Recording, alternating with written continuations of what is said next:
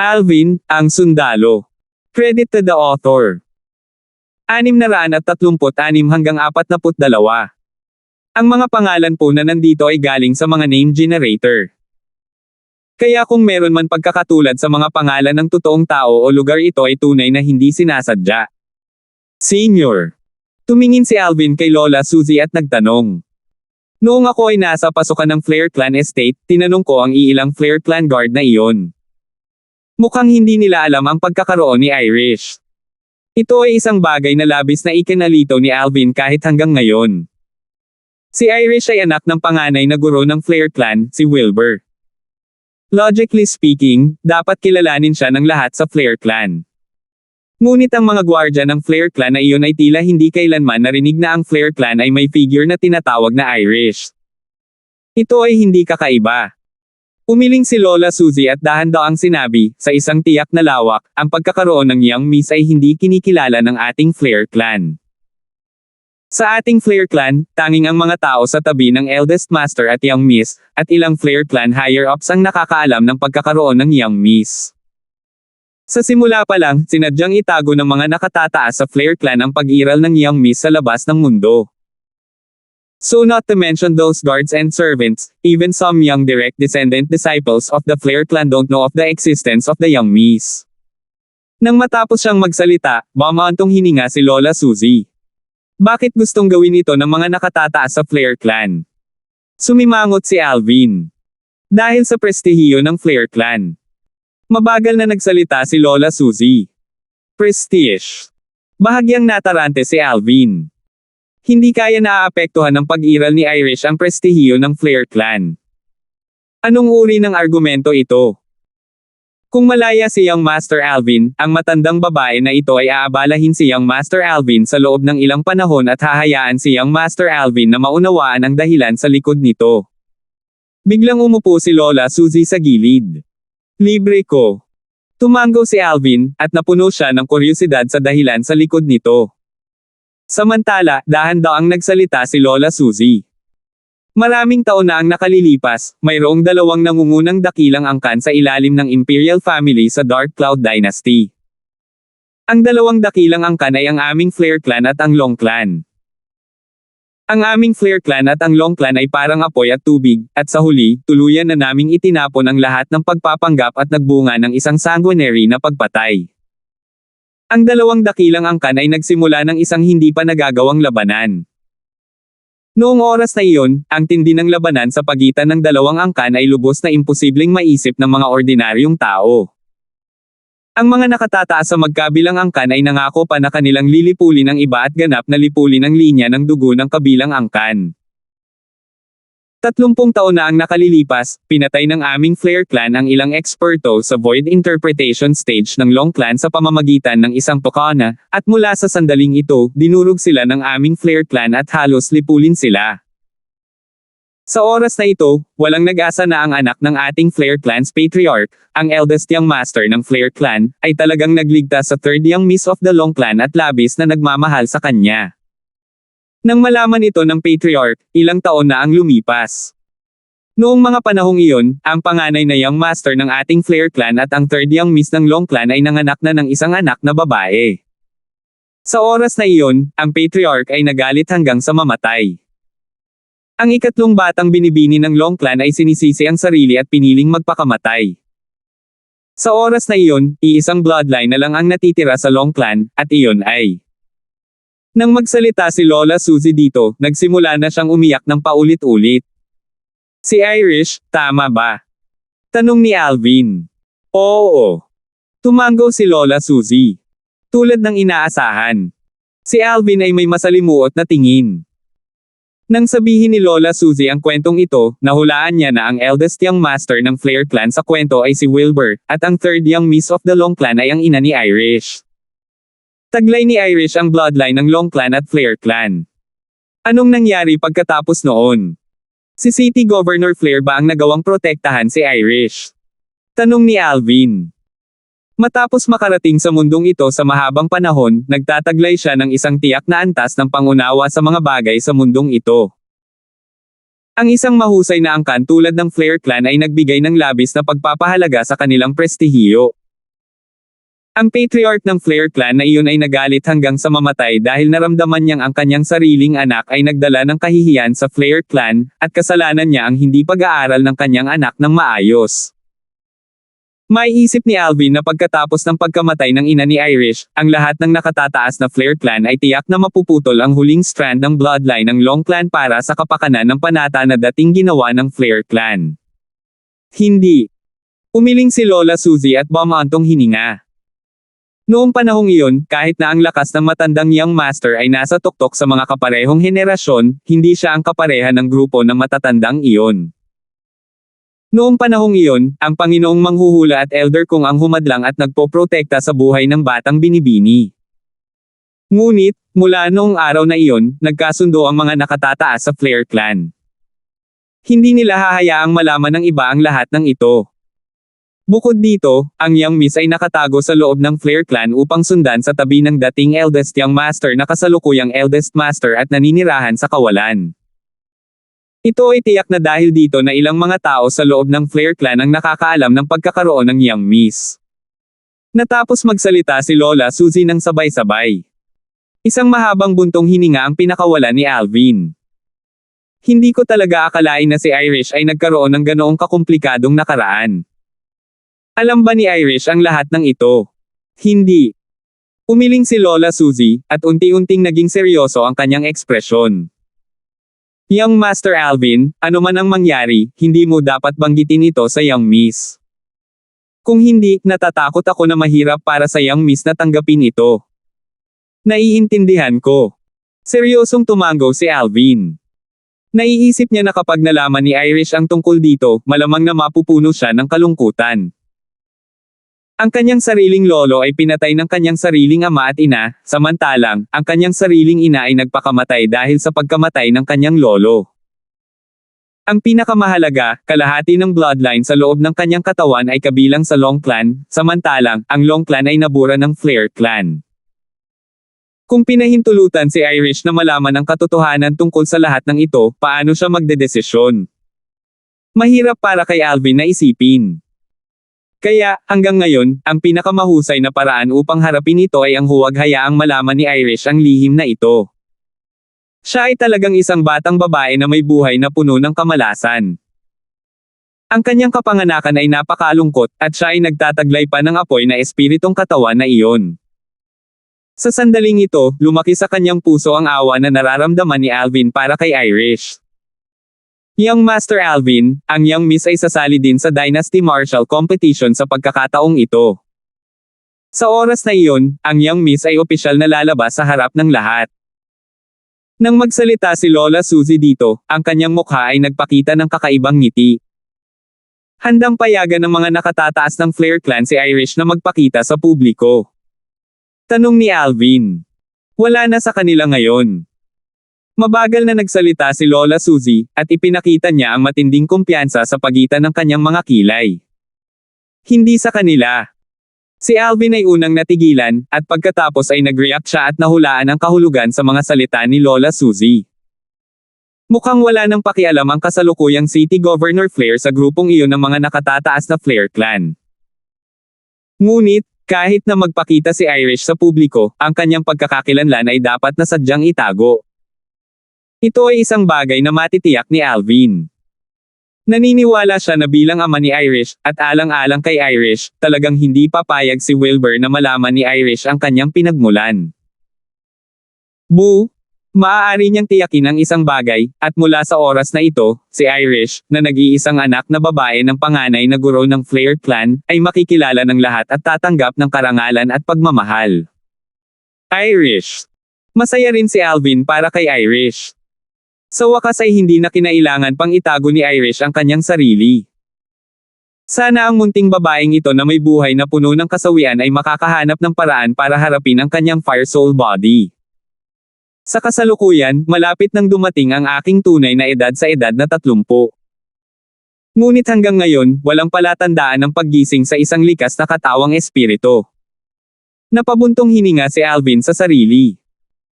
Bagamat nakumpirma na siya bilang ang taong nasa tadhana ni Irish, hanggang ngayon, wala siyang paraan para tulungan si Irish na alisin ang nakatagong banta ng kanyang fire spirit body. Marahil, ang propesya na iyon ay isang lubos na pagkakamali. Napaisip si Alvin sa kanyang sarili. Young Master Alvin, bakit hindi ka muna manatili dito at hintayin ang pagbabalik ng Eldest Master at ng Young Miss? Iminungkahi ni Lola Suzy. Hindi na kailangan. Umiling si Alvin. Mayroon akong matutuluyan. Dahil babalik si City Governor Flair at Irish bago ang Dynasty Martial Competition, natural na magkakaroon ako ng pagkakataon na makilala sila sa oras na iyon. Kasunod nito, nagpaalam si Alvin at umalis. Ipinadala ni Lola Suzy si Alvin hanggang sa entrance ng Flair Clan Estate, at naging sanhi ito ng pagkatulala sa grupo ng mga Flair Clan Guard sa entrance. Nang umalis si Lola Suzy at nawala ang anyo ni Alvin bago ang kanilang mga mata ay nakabawi sila sa kanilang pagkagulat. Talagang personal na pinaalis ni Senior Suzy itong Young Master. Sino ba talaga siya? Bilang isang tao sa panig ng Eldest Master, si Senior Suzy ay naninirahan na sa pag-iisa, at maging ang grupo ng mga Young Masters at Young Misses sa clan ay lubusang hindi pinansin ni Senior Suzy. Ang binatang ito ay sa halip ay nagagawa niyang tretuhin siya ng ganito. Talagang nakakagulat. Maraming Flair Clan Guards ang bumulong sa diskusyon, samantalang, ang Flair Clan Guard na nagdala kay Alvin kanina ay nagpapanatili ng kalmadong ekspresyon mula sa simula hanggang sa huli. Hindi na siya nagulat sa lahat ng nangyari kanina. Dahil matagal na niyang nakikita ang magalang na ugali ng matandang babae sa binata na nakadamit ng violet.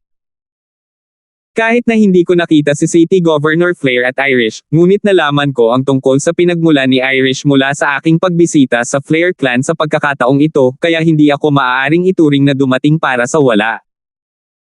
Pagkatapos niyang umalis sa Flair Clan Estate, nilayo ni Alvin na bumalik sa estate na binili ng Darkstone Empire sa kabisera ng Dark Cloud Dynasty. Nang madaanan niya ang isang restaurant, nagkataong may dalawang lalaking nasa katanghaliang gulang na dumaan kay Alvin. Ang pag-uusap ng dalawang lalaki ay nakakuha ng atensyon ni Alvin.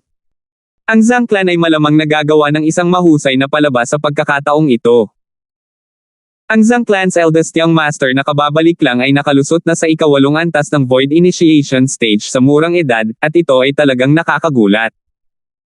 Kumbaga, naabot na ng Zhang Clan's eldest young master ang threshold ng ika-9 na antas ng Void Initiation Stage. Kapag nagsimula na ang Dynasty Martial Competition, may pagkakataon siyang makapasok sa ika-9 na antas ng Void Initiation Stage. Mukhang ang Zhang Clan ay tiyak na makakakuha ng posisyon para lumahok sa martial competition ng 10 Dynasty sa pagkakataong ito. Zhang Clan panganay na Young Master. Apelyido Zhang. Sa ilang sandali, hindi naiwasang maalala ni Alvin na si Kuya Zhang, Sandro, na matagal na niyang nakasama. Mukhang miyembro si Kuya Zhang ng Zhang Clan ng Dark Cloud Dynasty's capital. Hindi kaya ang Zhang Clan eldest young master na binanggit nila ay si Kuya Zhang? Lumiwanag ang mga mata ni Alvin, at kasabay nito, naglakad siya palabas ng mabagal upang pigilan ang 2 taong masiglang nag-uusap. Anong ginagawa mo? Nang makita nilang may hamarang sa kanilang dinadaanan, ang ekspresyon ng 2 nasa katanghaliang gulang na lalaki ay lubhang hindi magandang tingnan. 637. Wala naman akong masamang intensyon. Bahagyang ngumiti si Alvin at sinabing, gusto ko lang tanungin sa inyong dalawa. Ang Zhang Clan eldest young master ba ay tinatawag ninyong dalawa na Sandro? Oo. Ang mga ekspresyon ng 2 nasa katanghaliang gulang na lalaki ay lumuwag nang makita nilang si Alvin ay nagtatanong lamang nito, at sila ay tumango. Alam ba ninyong dalawa kung nasaan ang Zhang Clan? Tanong muli ni Alvin. Kilala mo ang Zhang Clan's eldest young master? Samantala, ang 2 nasa katanghaliang gulang na lalaki ay nag-react sa kahulugan sa likod ng mga salita ni Alvin, at ang kanilang mga ekspresyon ay naglalaman ng bahagyang kaseryosohan. Hindi mahalaga kung ito ay ang Zhang Clan o ang Zhang eldest young master, sila ay parehong pag-iral na hindi maabot ng 2 nasa katanghaliang gulang na lalaki. Oo. Kaibigan ko siya. Mahigit 2 taon na rin simula nung nakita ko siya. Bahagyang ngumiti si Alvin at tumango. Sa susunod na sandali, napansin ni Alvin na ang 2 nasa katanghaliang gulang na lalaki sa kanyang harapan ay tumingin sa kanya na may ganap na kakaibang tingin. Isa itong titig na naglalaman ng bahagyang paggalang. Ang Zhang Clan estate ng Zhang Clan ay nandoon. Hindi nagtagal, ang dalawang nasa katanghaliang gulang na lalaki ay nagmamadaling ginabayan si Alvin sa landas patungo sa Zangclan. Salamat! Matapos niyang mahanap ang lokasyon ng Zangclan, pinasalamatan ni Alvin ang dalawang lalaking nasa katanghaliang gulang bago naglakad ng may malalaking hakbang. Hindi nagtagal, dumating si Alvin sa labas ng isang maluwag na estate. Ang Zangclan Estate na ito ay bahagyang mas maliit kaysa sa Flare Clan Estate. Mukhang sa kabisera ng Dark Cloud Dynasty, mayroon pa ring tiyak na distansya sa pagitan ng Zangclan at Flare Clan. Hulaan ni Alvin sa kanyang puso. Sa pasukan sa Zangclan Estate, hinarang si Alvin ng ilang gwardya ng Zangclan. Ano ka ba? Ano ka ba nandito? Ang mga gwardya ng Zangclan ay maingat na tumingin kay Alvin. Hinahanap ko si Kuya Zhang, Sandro. Tumango si Alvin sa mga gwardya ng Zangclan at direktang nagsalita. Ikaw. Kaibigan ka ng eldest young master. Agad, lumuwag ang mga ekspresyon ng Zangclan Guard, at tumingin sila kay Alvin na may mga titig na naglalaman ng bahagyang paggalang. Ang eldest young master ay isang alamat sa mga miyembro ng Zangclan na tulad nila. Noong panahong iyon bago umalis ang eldest young master sa clan, siya ang pinakamataas na henyo ng Zangclan. Sa pagkakataong ito, dahil sa martial competition ng 10 Dynasties, ang kanilang eldest young master ay bumalik upang lumahok sa Dynasty Martial Competition, at naging sanhi ito ng pagtaas ng kumpiyansa nila ng Zangclan. Sa abot ng lahat ng nasa Zangclan, sa lakas ng kanilang panganay na young master, ang pagiging tanyag sa Dynasty Martial Competition at ang pagkuha ng kwalifikasyon para lumahok sa martial competition ng 10 Dynasties ay hindi mahirap. Ngayon, nang malaman nilang ang binata na nakasuot ng violet na nauna sa kanila ay kaibigan ng kanilang matandang young master, natural na hindi sila nang ahas na maging walang galang sa kanya. Ano? Lahat kayo ay naghihinala na ako ay isang manloloko. Dapat ay nakauwi na ang panganay na young master mo. Dalhin mo ako upang puntahan siya, at kung manloloko ako, maiintindihan niya ito sa isang sulyap. Umiling si Alvin at ngumiti. No. Hindi namin sinasadya yon. Eksakto, naniniwala kami kay young master, naniniwala kami. Ang mga gwardya ng Zangclan ay agad na natarante nang marinig nila si Alvin. Anong biro? Kung nalaman ng matandang young master na nagdududa sila sa kanyang kaibigan, sa kanyang galit, hindi ba sila paparusahan ng mabigat? Young master, isasama kita para makita ang panganay na young master. Sa ilang sandali, isang Zangclan guard ang tumayo upang magsalita ng magalang kay Alvin. Tumango si Alvin at sumunod sa likod ng gwardya ng Zangclan upang makapasok sa Zangclan Estate. Sa pangunguna ng gwardya, lumipat si Alvin sa Zangclan Estate upang sa wakas ay makarating sa labas ng courtyard. Sa looban, nagkataong may isang katulong na babae na naglalakad na may dalang walis, at halatang kakalinis lang ng looban. Nandito ba ang panganay na young master? Tanong ng gwardya ng Zangclan sa katulong na babae. Ang panganay na batang guro ay humahanga sa mga bulaklak sa tabi ng lawa kasama ang panganay na batang ginang, sabi ng alilang babae. Kasunod nito, isinama ng gwardya ng Zangclan si Alvin upang magtungo sa kabilang panig. Lumipat sila upang sa wakas ay makarating malapit sa isang malawak na lawa. Ang lawa na ito ay halatang sinadyang hinukay ng Zangclan. Sinakop nito ang isang malawak na lugar, at mayroong isang paikot-ikot na tulay na bato sa ibabaw ng lawa. Nandyan na ang panganay na young master. Dinala ng bantay ng Zangclan si Alvin upang makarating sa tabi ng lawa, at kinausap niya si Alvin habang nakatingin sa isang pergola sa gitna ng lawa. Tumango si Alvin. Noon pa man ay napansin na niya na sa pergola sa di kalayuan ay may nakatayong lalaki at babae, at hinahangaan nila ang carpet ng mga bulaklak sa gilid ng pergola.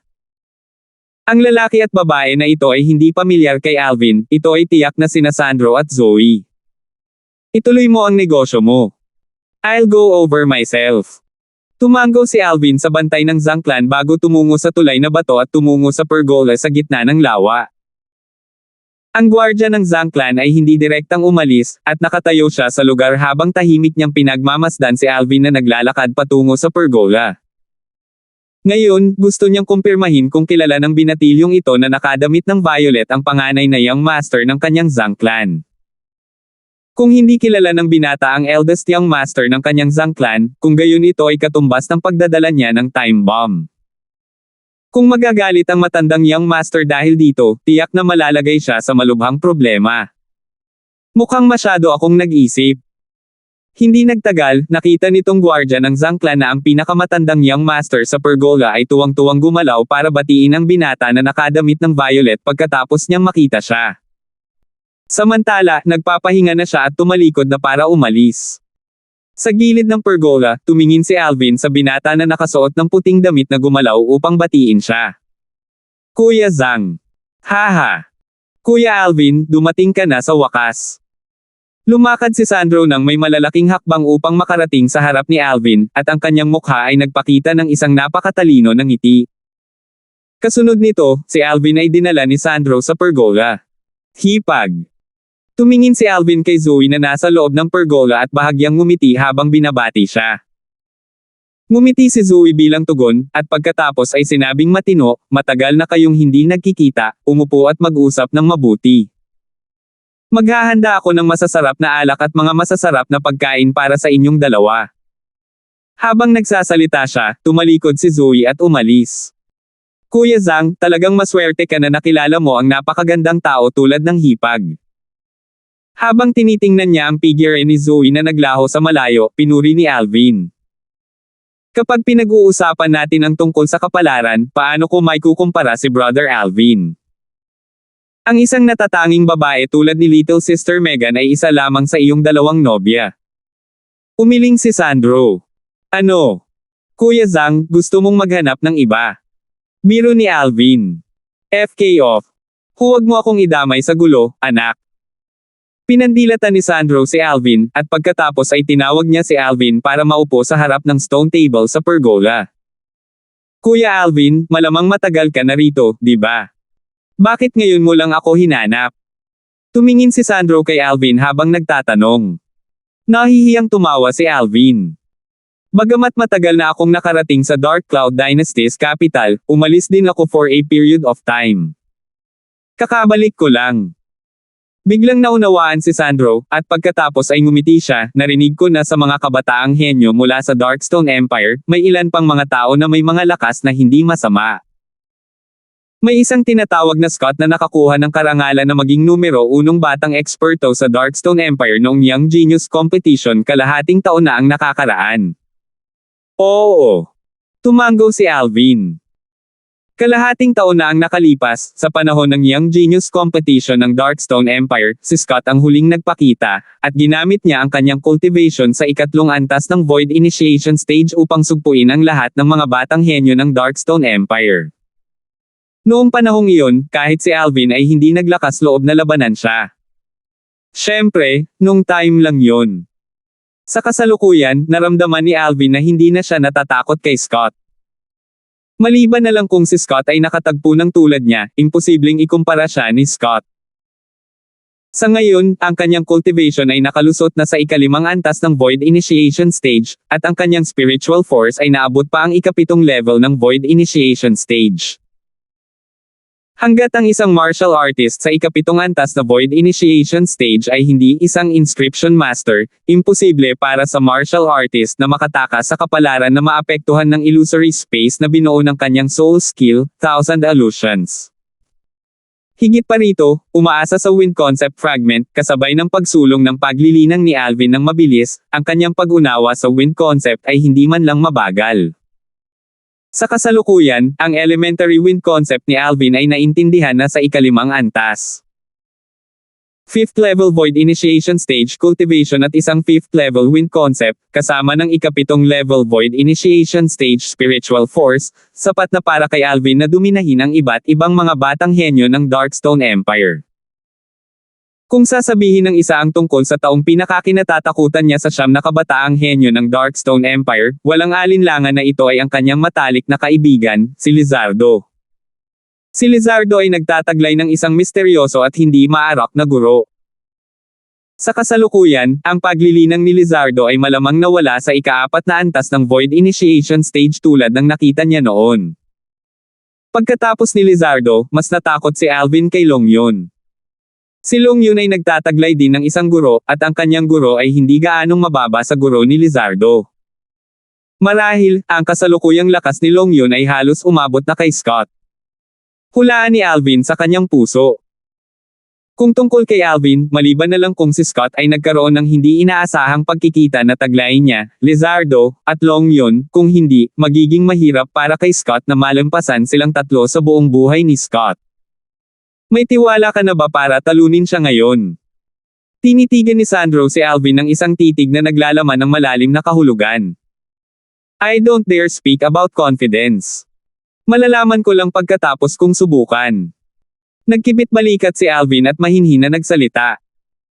Kasunod nito, nakangiting sinabi ni Alvin, Kuya Zhang, nabalitaan ko na ang iyong cultivation ay nakalusot na sa ika-8 antas ng Void Initiation Stage ngayon. Makalipas ang kalahating taon, bago dumating ang Dynasty Martial Competition, maaari ka pang makalusot sa ika-9 na antas ng Void Initiation Stage. Bahagyang ngumiti si Sandro. Hindi naman.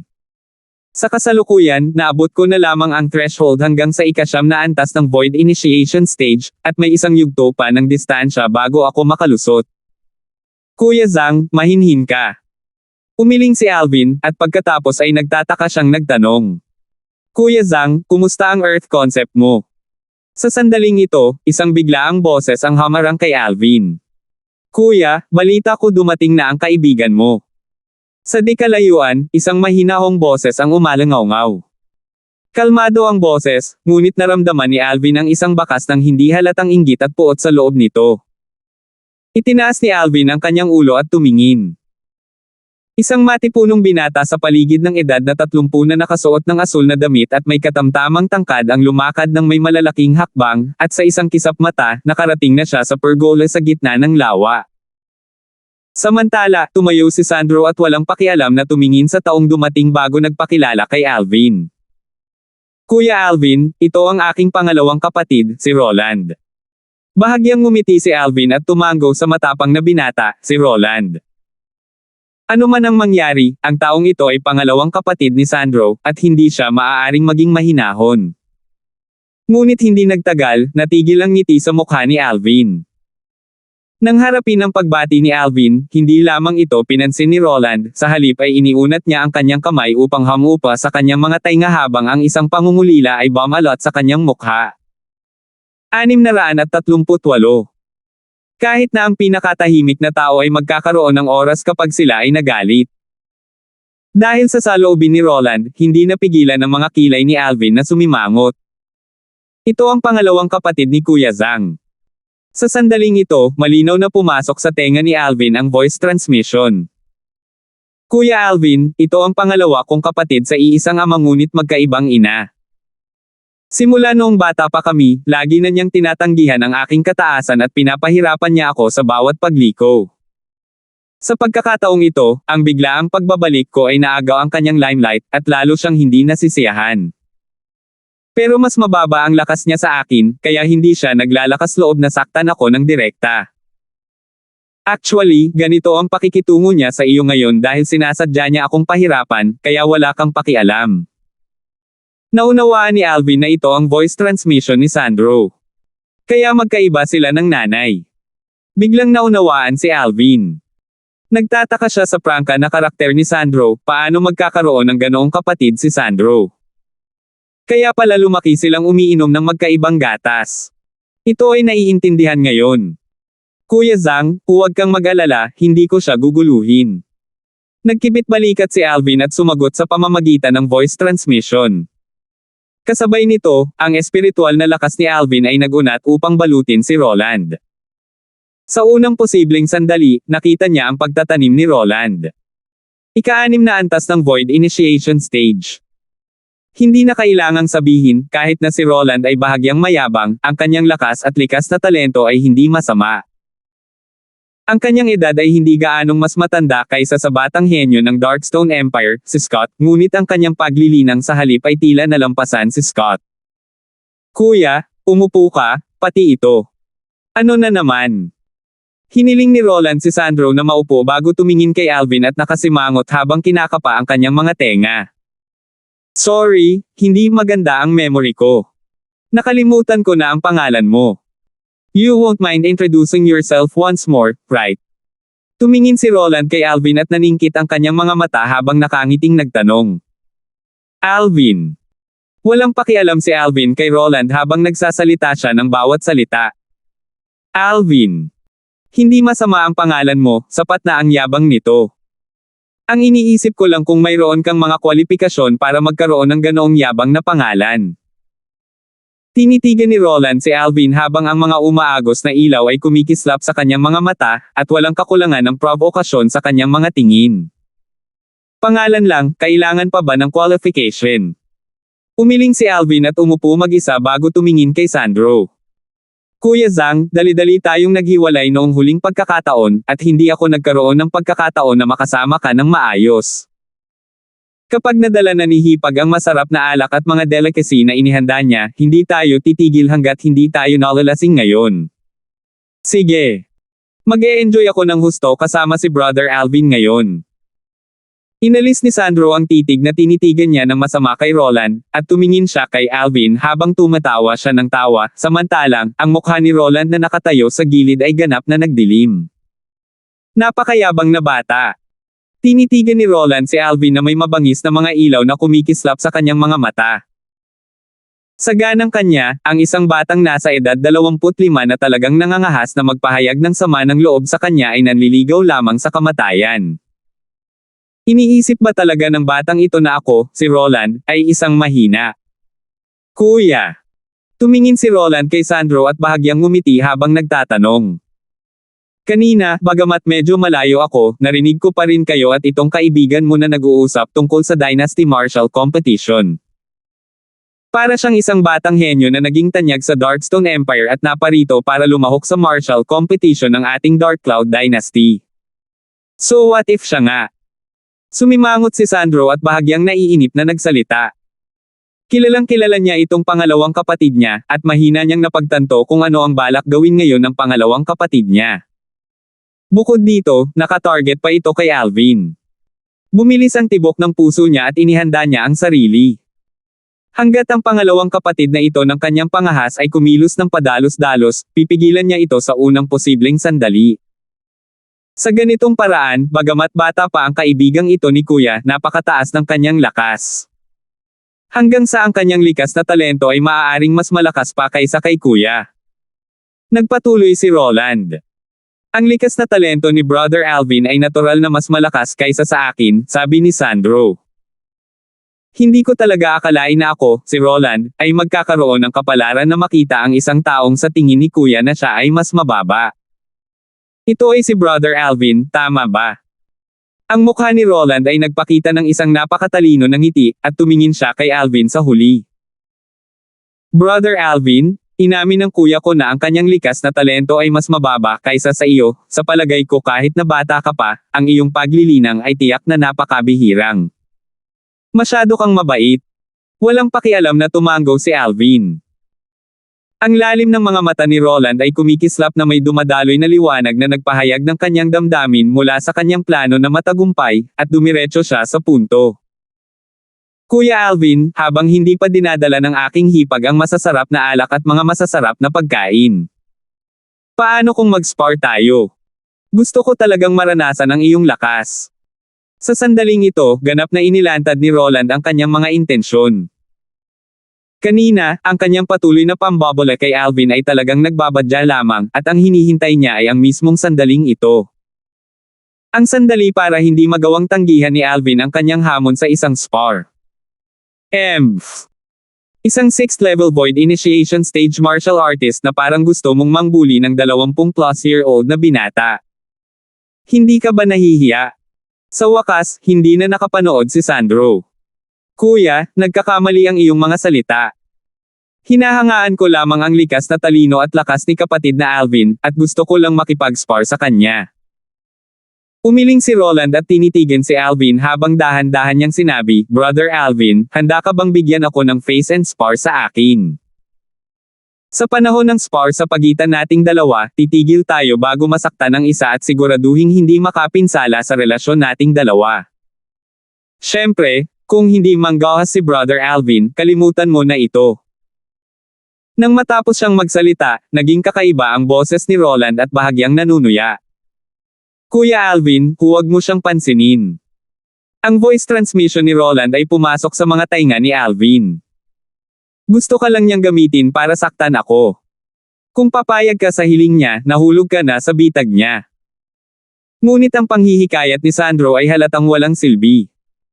Ikaw ang pangalawang kapatid ni Kuya Zhang, kaya dahil nagsalita ka na, natural na hindi ako tatanggi. I agree to spar with you. Tumingin si Alvin kay Roland at nagsalita sa bawat salita. Haha. Mabuti. Si Kuya Alvin ay prangka gaya ng inaasahan. Si Roland ay tumawa ng malakas, at ang kanyang mga mata ay napuno ng ningning na nagpapakita na ang kanyang plano ay matagumpay. Kasunod nito, tumingin si Roland sa paligid at sinabi kay Alvin. Kapatid na Alvin, kahit na huminto tayo bago masaktan ang isa, ngunit dahil napakaliit ng espasyong ito. Kung hindi kita sinasadyang matamaan sa lawa at maging sanhi ng pagkababad sa iyo na parang manok sa sabaw, kailangan mong patawarin ako. Nang matapos siyang magsalita, ang mga mata ni Roland ay napuno ng nakakatuwang ekspresyon. Parang nakita na niya si Alvin na pinasabog sa lawa at nalunod sa tubig para maging parang manok na nababad sa sabaw. Oo naman. Tumango si Alvin, at pagkatapos ay nagsabi, ngunit kung hindi mo sinasadyang mahulog sa lawa, sana ay mapatawad mo rin ako. Oo naman. Tumawa si Roland habang sumagot, at naisip niya na sinabi ito ni Alvin dahil sinusubukan ni Alvin na makipagtalo sa kanya. Talagang hindi niya sineryoso ang isang 20-plus-year-old na binata. Saganang kanya, matapos malaman ni Alvin ang kanyang kultibasyon mula sa kanyang kuya, ngunit nang ahas pa rin na sumang-ayon na makipag-spar sa kanya ay walang iba kundi si Alvin ay hindi makatanggi na hindi niya kayang tanggapin ang pagkawala ng mukha at hindi niya magawang tumanggi. Sa totoo lang, inihanda na ni Alvin ang kanyang sarili para mabugbog. Ang kailangan niyang gawin ngayon ay kumilos alinsunod kay Alvin at tama na bugbugin si Alvin, at pasukin si Alvin sa lawa para huminahon. Sa ganitong paraan, maipagmamalaki niya ang kanyang kuya. Kung may gusto kang sisihin, sisihin mo ang iyong sarili dahil nakilala mo si Sandro at naging kaibigan mo pa siya. Ang puso ni Roland ay napuno ng walang hanggan na kalupitan. Since ganito, then play start. Umalis si Alvin sa kanyang upuan at tumayo sa gilid ng pergola, at pagkatapos ay hinintay niyang umatake si Roland pagkatapos tumango kay Roland. Mula sa simula hanggang sa wakas, si Alvin ay nakatayo sa lugar at nanatiling hindi gumagalaw na parang bundok. Diretso si Kuya Alvin gaya ng inaasahan. Dahil ganito ito, hindi na ako magpipigil. Tumugon si Roland bago tumibok ang origin energy sa kanyang katawan at napunta pa sa kanyang mga binti. Sa loob ng ilang sandali, ang enerhiya ng langit at lupa ay umiikot sa kanyang ulo, at sa huli, ito ay naging 8 parang buhay na sinaunang may sungay na mga silhouette ng dragon na nakapulupot mula sa itaas. Agad, lumipat si Roland. Swoosh! Ang kanyang buong katawan ay tila nag-transform sa isang bulk zone ng hangin na direktang kumislap patungo kay Alvin. Sa gilid ng 8 sinaunang horned dragon silhouette sa itaas niya, isa pang 5 sinaunang horned dragon silhouette ang lumitaw. Sa loob ng nagngangalit na origin energy sa katawan ni Roland, tila lumitaw ang mga bakas ng kulay asul na enerhiya. Ikalimang antas ng konsepto ng tubig. Sa sandaling umatake si Roland, umakyat ang puso ni Sandro sa kanyang lalamunan, at naging seryoso ang kanyang ekspresyon. Hindi niya alam kung bakit tuwirang tatanggapin ni Alvin ang hamon ng kanyang pangalawang kapatid. Ngunit sa pagpupersage ni Alvin, hindi maganda para sa kanya na pigilan si Alvin. Bukod dito, sa ganang kanya, ito ay isang spar lamang, at si Alvin ay halos magderones ng kaunting pinsala at walang malubha. Kung ang kanyang pangalawang kapatid ay nangahas na umatake ng walang awa, kung gayon hindi siya tatayo. Dalhin mo. Nang makita niya si Roland na tila nag-transform sa isang bulk zone ng hangin na umihip, dumilat ang mga mata ni Alvin habang tila lumilitaw sa loob ang 2 hibla ng hindi malinaw na dim lights. Kasabay nito, ang espiritual na lakas ni Alvin ay tumusok sa tatak ng kaluluwa sa kaibuturan ng kanyang kaluluwa. Libo-libong ilusyon. Agad, ginamit ni Alvin ang kanyang soul skill. Isang ilusyon na espasyo ang itinayo ni Alvin, at tumangay ito para balutin si Roland na sumusuntok sa kanya. Sa sandaling ito, ang mundong kinaroroonan ni Roland ay sumailalim sa napakalaking pagbabago. Ito. Si Sandro ay ganap na natigilan nang makita niya ang eksenang nasa harapan niya. Langit. Ano ang nakita ko? Ang pag-atake ng kanyang pangalawang kapatid, si Roland, ay tumakip sa langit at lupa at bababa na sana kay Alvin at pasabugan si Alvin na lumilipad nang sa kritikal na sandaling ito, si Roland ay lumayo sa kanyang sarili. Sa mas tiyak na pagsasalita, si Roland ay lumiko upang salakayin ang hangin sa gilid, at bahagya niyang iniiwasan si Alvin na nakatayo sa lugar ng hindi gumagalaw. Anong nangyayari? Ang kakaibang eksena sa kanyang harapan ay naging sanhi ng pagkatulala ni Sandro. Anong ginagawa ng second young master? Samantala, maraming mga Zangclan servants na nasa paligid ng Pergolus sa gitna ng lawa ang tumigil sa kanilang ginagawa, at tumangala sa eksenang nasa harapan nila. Mahirap isipin ang eksenang nasa harapan nila, at hindi sila makapaniwala. Sa di malamang oras, nakita ng lahat. Alvin, talagang hindi masama ang iyong lakas. Ngunit hindi ko itutuloy ang pakikipaglaro sa iyo. Si Roland na walang tigil na pumipihit upang basagin ng magulong hangin ang nakapalibot na hangin ay biglang sumigaw ng paputok, at ang kanyang buong katawan ay tila nag-transform sa isang cannonball na mabangis na umaagos palabas ng pergola. 639. Sa sandaling ito, isang grade 5 na Spirit Saber ang lumitaw sa kamay ni Roland, at ang Spirit Saber ay sumipol sa hangin upang laslas patungo sa lawa na may malalaking paggalaw. Kaagad, ang sword light na nakondensed mula sa origin energy na sinamahan ng kanyang ikalimang antas ng water concept ay sumipol sa hangin upang bumaba sa lawa, at pilit nitong hinati ang tubig sa lawa. Bang! Umahan ng mga alon upang basain si Roland, na nakatayo sa kalangitan. Hindi naman sana magagalit si second young master, di ba? Ang nakamasid na mga katulong ng Zangclan ay nakaramdam ng lamig sa kanilang mga gulugod nang makita nila ang eksenang ito, at ang kanilang mga likod ay nanlamig. Kailan sila nakakita ng ganitong eksena? Hindi nagtagal, muling sumalakay si Roland, at sumipol ang kanyang saber light para bumaba sa lawa. Kaagad, muling tumaas ang alon mula sa lawa at tumalsik sa paligid. Sa ilang sandali, ang grupo ng mga tagapaglingkod sa paligid ng pergola ay ganap na nabasa ng alon. Ngunit walang nagbigay pansin dito. Ang mga tingin ng lahat ay nasa pangalawang young master ng Zangclan, si Roland. Anong nangyayari? Sa pergola sa gitna ng lawa, tiningnan ni Sandro ang eksenang nasa harapan niya at hindi na nakabawi sa kanyang pagkabigla sa loob ng mahabang panahon. Nang makita ni Sandro ang kanyang pangalawang kapatid na umatake sa hangin at lawa na parabang nabaliw siya, si Sandro ay natigilan din. Sa huli, nakabawi siya sa kanyang pagkabigla, at hindi niya maiwasang tumingin kay Alvin, na nakatayo sa gilid. Maya-maya, napansin niya na si Alvin ay kasalukuyang nakatingin sa kanyang pangalawang kapatid na may kalmadong ekspresyon, at si Alvin ay hindi nagulat sa anumang nangyari sa kanyang harapan. Hindi maiwasang manginig ang puso ni Sandro. Lahat ng ito. Ang lahat kaya ng ito ay kontrolado ni Brother Alvin. Sa loob ng ilang sandali, ang mga bakas ng takot ay lumitaw sa puso ni Sandro.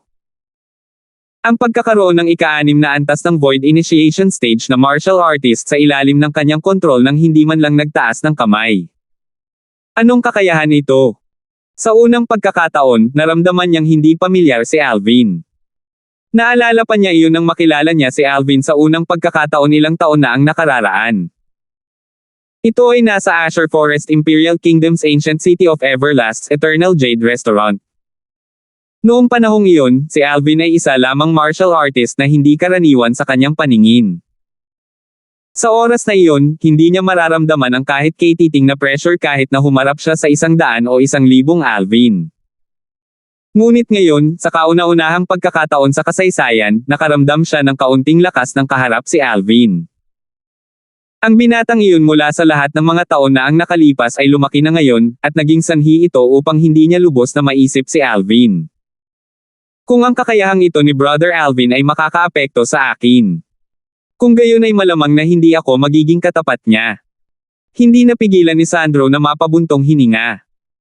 Kasabay ng tila nakakabaliw na mga kilos ng kanyang pangalawang kapatid, ang takot sa kanyang puso ay lalong lumalim, at mahirap alisin. Alvin, nangangahas ka bang huwag umiwas? Biglang sumigaw si Roland. Sa ilalim ng mga tingin ng lahat ng naroroon, si Roland na lumutang sa kalangitan sa itaas ng lawa ay tumingin sa lawa na ganap na walang laman, at isang malamig na liwanag ang bumungad sa kanyang mga mata. Tingnan ko kung makakatakas ka pa. Swoosh! Sa susunod na sandali, ang paligid ng katawan ni Roland ay nakapulupot ng origin energy na napuno ng mga bakas ng kulay asher na enerhiya, na naging sanhi ng kanyang buong katawan na tila natatakpan ng bahagyang ambon, at siya ay parang dragon ng tubig habang siya ay bumagsak sa lawa. Si Roland, na hindi naglagay ng origin energy barrier para hindi lumabas ang tubig sa lawa, ay naging parang manok na nababad sa sopas. Om! Om! Om! Om! Habang nasa loob ng lawa, hindi huminto si Roland sa pag-atake, at ang espiritong saber sa kanyang kamay ay tumangay pa rin ng walang patutunguhan patungo sa kanyang paligid. Agad na bumalot ang tubig sa lawa sa buong lawa upang bumalot sa buong lawa at pampang ng lawa, at para bang umuulan. Tanging ang pergola sa gitna ang hindi naapektuhan. Alvin. Walang tigil na umuungal si Roland, at sa tuwing kumikislap ang spirit saber sa kanyang kamay, magugulat siya na para bang ginagamit niya ito para palakasin ang kanyang loob. Ang mga tagapaglingkod ng Zangclan na nakapaligid sa lawa at nanood ay dumami ng parami. Anong ginagawa ng Second Young Master? Hindi naman talaga magwawala si Second Young Master, di ba? Siguro hindi pa. Ayon sa akin, malamang ay gagawa siya ng artificial rain, para sa eldest young master at sa kaibigan ng eldest young master. Sa relasyon ni second young master at eldest young master, sa tingin mo ba may posibilidad pa iyon? Masiglang nag-usap ang grupo ng mga katulong. Ang mga manunood sa paligid ay lalong dumami, at sa huli, kahit na maraming mga disipulo ng Zangclan ang nakarinig ng balita at dumating. Nang makita nila ang eksena sa harap nila, sila ay tulala. Ikalawang young master. Maraming tao ang pumasok sa lawa na may balak na gisingin si Roland. Ngunit sa kasamaang palad, hindi pa sila nakakalapit nang salakayin sila ng sable ni Roland, at nagmamadali lang silang umatras habang ang kanilang mga ekspresyon ay namumutla na dahil sa takot. Anong problema ni second young master? Bakit hindi na niya tayo kilala? Nang makita niya tayo, para bang nakita niya ang kanyang biktima, at wala siyang ibang hiniling kundi lumunin tayo. Siguro ba talaga gaya ng sinabi nila, nasaroon ng isip ang second young master? Ang grupo ng mga disipulo ng Zangclan ay nagtinginan sa isa't isa na nagtataka. Sa huli, ang paligid ng lawa ay napuno ng mga tao, at lahat sila ay nanunood ng Roland na gumaganap. Yuan. Biglang sumulpot ang isang nasa katanghaliang gulang na babae na may mararangyang damit, at sa isang kisap mata, nakarating na siya malapit sa Roland. Ang kanyang ekspresyon ay lalong hindi magandang tingnan. Om. Ngunit nang harapin ang nasa katanghaliang gulang na babae, si Roland ay walang tigil na umaatake gamit ang kanyang saber, at ang mga ilaw ng sable ay palm ito upang walisin patungo sa nasa katanghaliang gulang na babae. Whoosh! Sa pagtaas ng kanyang kamay, lumitaw ang isang spirit sword sa kamay ng nasa katanghaliang gulang na babae, at ang origin energy ay nagngangalit habang ang sword concept ay sumusunod sa likod nito na parang anino upang pawiin ang liwanag ng espada ni Roland. Bahagyang nalampasan ng kultibasyon ng nasa katanghaliang babae si Roland at nakapasok na sa ikapitong antas ng Void Initiation Stage. Hindi lang iyon, naiintindihan din niya ang ika-6 na antas ng konsepto ng sword, at kapag pinagsama ito sa kanyang grade 5 spirit sword, nagawa niyang pigilan ang lakas ni Roland. Nabaliw na talaga si second young master. Sarili niyang inayan. Maraming nanunood na miyembro ng Zangclan ang natigilan nang makita nila ang eksenang ito. Ang babaeng nasa katanghaliang gulang na lumitaw ngayon ay walang iba kundi ang kasalukuyang asawa ng patriarch, at ang biolohikal na ina ni Roland. Siyempre, ito ang pangalawang asawa ng patriarch ng Zangclan. Ang kanyang unang asawa, ang biolohikal na ina ng Zangclan's eldest young master Sandro ay pumanaw na dahil sa sakit maraming taon na ang nakararaan. Yuan, tingnan mo ng mabuti, ako ang nanay mo. Sa tuwing kumikilos ang nasa katanghaliang gulang na babae, isang sword light ang lalabas na parang anino upang sirain ang mga pag-atake ni Roland, at walang tigil niyang gustong gisingin si Roland, ngunit hindi siya pinansin ni Roland. Sa sandaling ito, si Roland ay parang naposes siya. Ano ba talaga ang nangyayari? Ang ekspresyon ng nasa katanghaliang gulang na babae ay hindi magandang tingnan sa sukdulan. Nang walang anumang alternatibo, ang spirit sword sa kanyang kamay ay nanginginig at isang nakasisilaw na liwanag ng espada ang pumutok ng paputok upang walisin patungo sa kanyang sariling anak, si Roland, at sugpuin siya. Kasunod nito, nilapitan niya si Roland, inalis ang kanyang espada habang itinaas niya ang kanyang kamay, at pagkatapos ay diretso niyang pinatumba si Roland. Ang komedya ay natapos sa puntong ito, samantalang, ang lawa na walang tigil na umaalon mula sa kanya ay unti-unting bumalik sa kalmado. Ikalawang ina. Sa pergola sa gitna ng lawa, walang pakialam na sumulyap si Sandro sa nasa katanghaliang gulang na babae at tumango, at maaari itong ituring na isang pagbati. Anong nangyayari? Tinitigan ng babae si Sandro at nagsalita sa mahinang boses habang ang malamig na mga ilaw ay lumukso sa kaibuturan ng kanyang mga mata. Tinatanong mo ako. Paano ko malalaman? Bahagyang umiling si Sandro at walang pakialam na nagsalita. Ikaw. Ang ekspresyon ng babae na hindi maganda tingnan sa sukdulan nang makita niya si Sandro ay napaka-perfunctory, at siya ay nagalit hanggang sa ang kanyang katawan ay nagsimulang manginig. Ang Alvin na paulit-ulit na sinisigaw ng anak ko ay dapat itong taong nasa tabi mo, tama ba? Sa huli, bumaba ang tingin ng babae sa binata na nakadamit ng violet sa gilid ni Sandro at nagtanong sa mahinang boses. Eksakto. Tumango si Sandro, at pagkatapos ay bahagyang ngumiti habang nakatingin kay Alvin. Brother Alvin, hayaan mo akong ipakilala sa iyo. Ito ang Zanclan's Patriarch's wife na isa ring second mother ko. Binigyang diin ni Sandro ang mga salitang second mother. Naunawaan ni Alvin na hindi maganda ang relasyon ni Sandro at nitong pangalawang ina niya. Siyempre, hindi niya naramdaman na si Sandro ay unfilial. Dahil ang nasa katanghaliang gulang na babaeng ito ay lumitaw upang patumbahin si Roland at kausapin si Sandro, palagi siyang nag-aakala na mayabang na hangin at may hitsura ng superiority. Bagamat siya ay isang manunood lamang, nakaramdam din siya ng bahagyang hindi komportable sa kanyang puso. Marahil, sa mga mata ng babaeng nasa katanghaliang gulang na ito, tanging ang anak na lalaki na kadugo niya ang kanyang anak, at mamahalin niya ito, samantalang, ang anak ng dating asawa ng patriarch na si Sandro ay parang estranghero sa kanyang paningin. Kaya si Madam, pinarangalan si Alvin. Walang pakialam na sinulyapan ni Alvin ang babae habang dahan-dahan itong nagsasalita, at ang kanyang tono ay walang anumang pagbabago ng damdamin, na para bang nakikipag-usap siya sa isang taong walang gaanong kahalagahan. Alvin. Panay ang tingin ng babae kay Alvin at nagsalita sa mababang boses. Exactly what happened kanina. Bakit ganyan ang anak ko? Ikaw ba ang nasa likod ng lahat ng ito? Ang mga salita ng babae ay puno ng pagtatanong na tono, at ang mga taong hindi alam ang sitwasyon ay mag-iisip na siya ay nagtatanong sa isang bilanggo.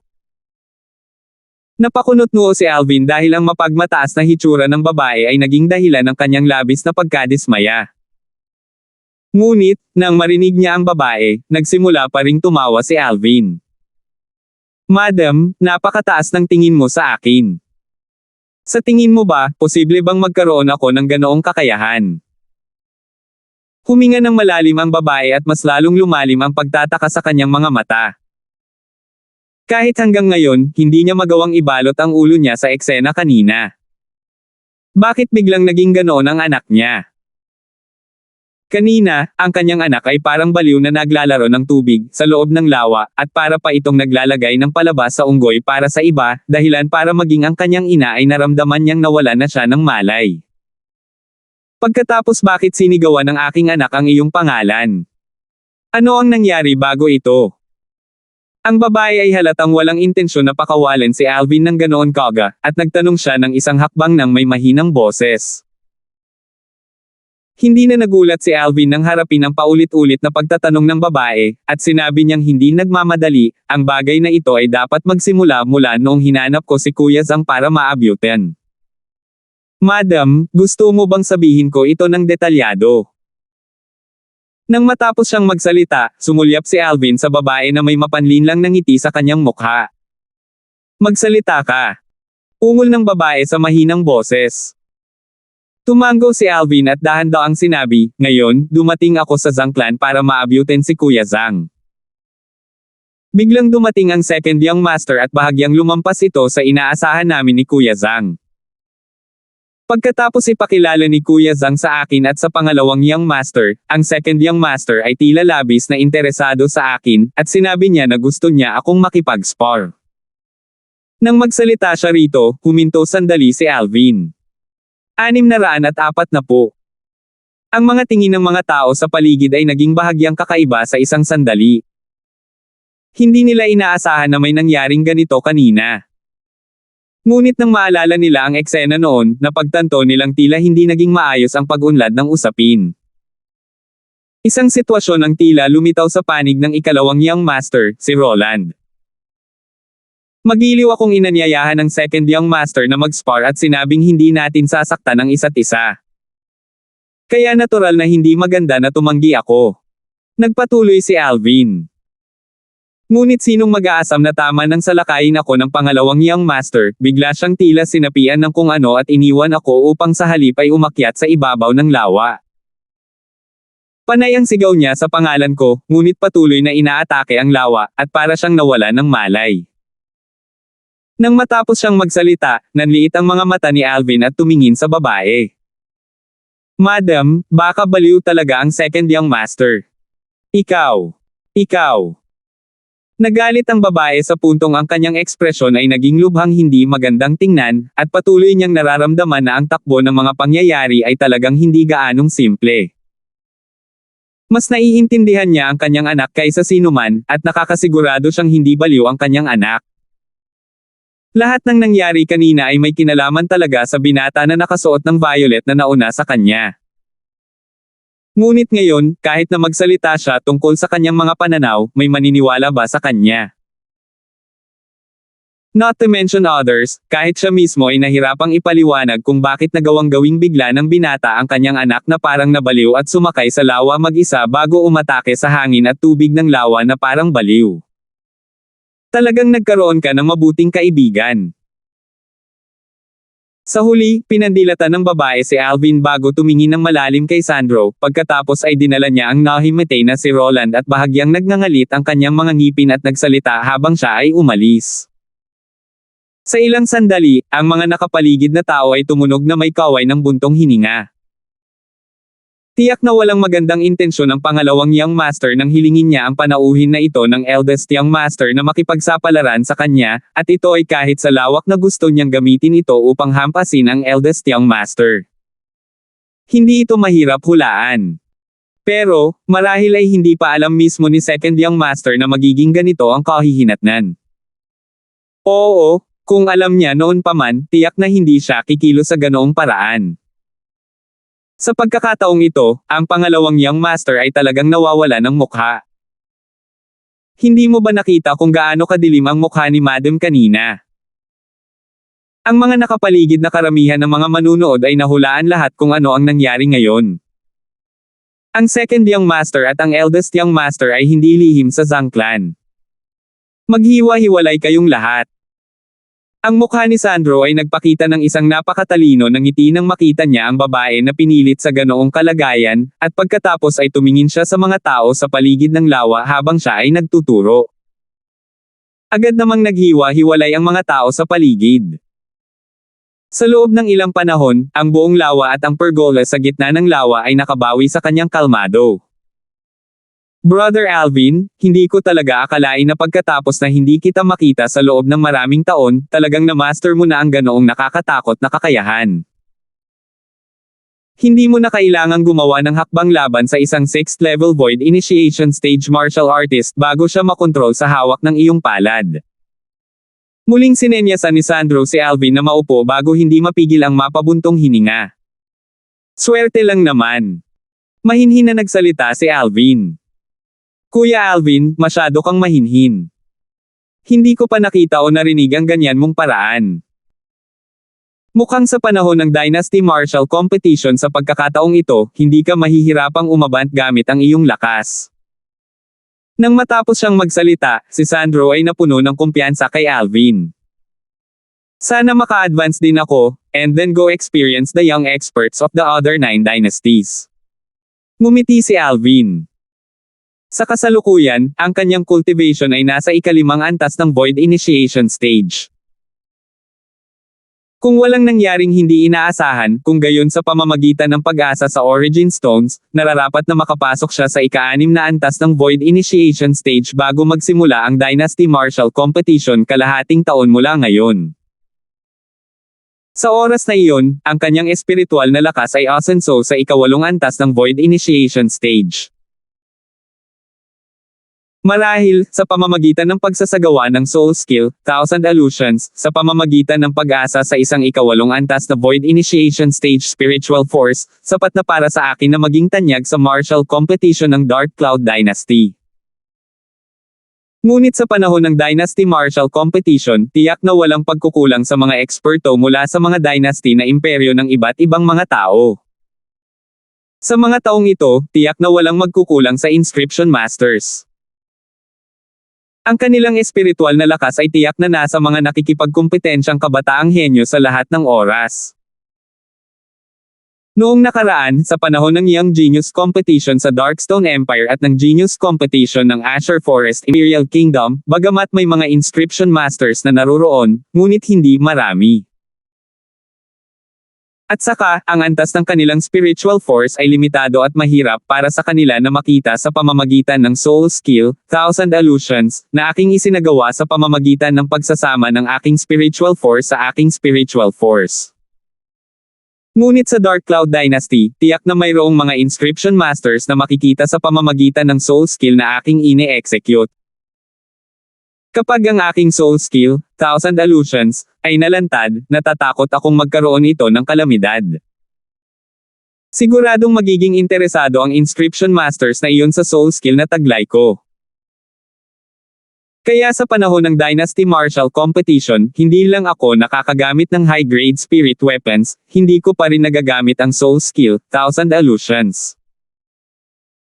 Sa kanyang nakaraang buhay, si Alvin ay isang mersenaryo na umalis mula sa mga bundok ng mga bangkay at dagat ng dugo, at alam niya ang prinsipyo na ang puso ng mga tao ay mabisyo. Sa buhay na ito, sumanib pa siya sa mga alaala ng Rebirth Martial Emperor, at mas naging maingat ang kanyang pag-iisip. Hindi siya papayag na malagay sa hindi kilalang panganib. Kaya gumawa siya ng desisyon. Hindi mahalaga kung ito ay ang Dynasty Martial Competition o ang Martial Competition ng 10 Dynasties, kung wala siyang sapat na katiyakan na hindi ito mapapansin ng iba, hindi niya madaling magagamit ang Soul Skill, 1000 Illusions. Umaasa ako na maayos akong makapasok sa ika-7 antas ng Void Initiation Stage sa panahon ng Dynasty Martial Competition. Kung hindi, mahihirapan akong maging tanyag sa martial competition. Napabuntong hininga si Alvin sa sarili.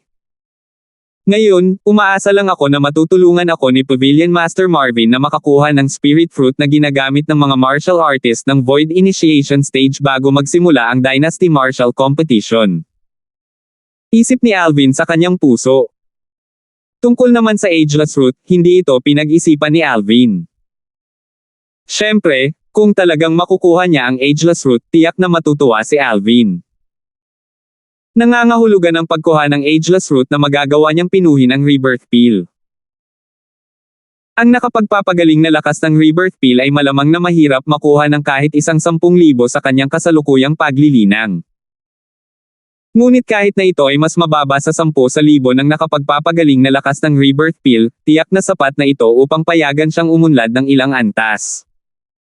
Kasalukuyan akong nasa ika-5 antas ng Void Initiation Stage, kung kaya kong ubusin ang Rebirth Pill. Hindi ako maglakas loob na sabihin na makakalusot ako sa ika-9 na antas ng Void Initiation Stage sa maikling panahon, ngunit ang pag-abot sa 8 antas ng Void Initiation Stage ay walang suspense. Ito ay isang bagay na lubos na natitiyak ni Alvin. Ang Rebirth Martial Emperor ay minsang uminom ng Rebirth Pill, at malinaw na malinaw sa kanya kung gaano kakilakilabot ang nakapagpapagaling na lakas ng Rebirth Pill. Ngunit sa kasamaang palad, ang pagkuha ng Ageless Fruit ay hindi isang simpleng bagay.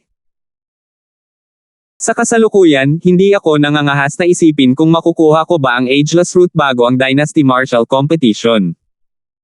Napaisip si Alvin sa kanyang sarili. Umaasa lang ako na makukuha ko ang Ageless Route bago ang Martial Competition ng 10 Dynasties para mapino ko ang Rebirth Peel. Kung hindi, mahihirapan akong tumayo at maging tanyag sa Martial Competition ng 10 Dynasties.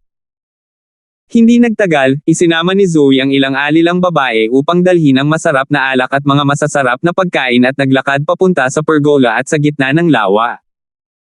Ate, maupo ka na rin. Nang makita ni Alvin ang mga katulong na babae na inilapag ang masarap na alak at mga delicacy, ngumiti siya habang kinumpas niya si Zoe. Sumangayon si Zoe at umupo sa tabi ni Sandro, at pagkatapos ay tumingin siya kay Sandro na may bahagyang pag-aalala sa pagitan ng kanyang mga kilay. Balita ko dumating si Madam kanina. Malinaw na narinig ni Zoe ang nangyari kanina, at malinaw na bahagyang natatakot siya sa asawa ng patriarch ng Zhang clan. Oo. Tumanggo si Sandro. Hindi na siya kailangang pansinin. Kahit na pinaghihinalaan niya si Brother Alvin ang dahilan ng insidente ngayon, wala siyang kahit katiting na patunay, at walang maniniwala sa kanya. Napatahimik si Zoe nang marinig niya ito. Kuya Zhang, sister-in-law, matagal na, toast sa inyong dalawa. Itinaas ni Alvin ang kanyang tasa ng alak at tumingin kina Zoe at Sandro habang bahagyang ngumiti. Haha! Magaling! Tawa ng tawa si Sandro habang nagmamadaling itinaas ang kanyang tasa ng alak at nag-ihaw. Ilang sandali, ang kapaligiran sa pergola sa gitna ng lawa ay tumaas, at sina Alvin, Sandro, at Zoe ay masayang nag-uusap.